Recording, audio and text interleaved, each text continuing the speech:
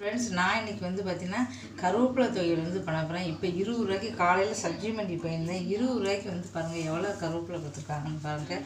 இவ்வளவும் வந்து 20 ரூபாய்க்கு வந்து வாங்கிட்டு வந்தேன். ராத்திரி தோசைக்கு வந்து தொட்டுக்கிற கருவேப்பிலை சட்னி வேணும் அப்படின்னு சொல்லிட்டு வந்து பார்த்திங்கன்னா எவ்வளோ 20 ரூபாய்க்கு வந்து கேட்டேன்.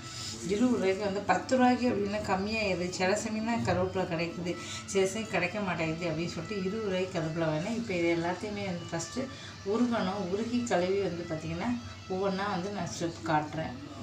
வந்து பார்த்தீங்கன்னா கருவேப்பிலை தொகையில் வந்து சாப்பிட்றது உடம்புக்கு வந்து நல்லது, எல்லாருக்குமே அது தெரியும். தலைக்கு மட்டும் கிடையாது. இதில் வந்து பார்த்தீங்கன்னா நிறைய சத்துக்கள் வந்து இருக்குது. கருவேப்பிலை வந்து பார்த்தீங்கன்னா கடுகு உளுத்தம்பருப்பு கருவேப்பிலை போடுறோம். நிறைய பேர் வந்து கருவேப்பிலை வந்து அப்படியே வேண்டாம் அப்படி சொல்லி எடுத்து வைப்பாங்க. அது ரொம்ப ரொம்ப தப்பு. கருவேப்பிலையில் அவ்வளோ சத்து இருக்குது. அதுவும் பச்சையாக வந்து சாப்பிட்டோன்னா அவ்வளோ நல்லது. இப்போ பாருங்கள், அது ஃப்ரெஷ்ஷான கருவேப்பிலை வந்து பார்த்தீங்கன்னா பொதுவாக எல்லார் வீடுகளையும் இருக்குது. கருவேப்பிலை இல்லாத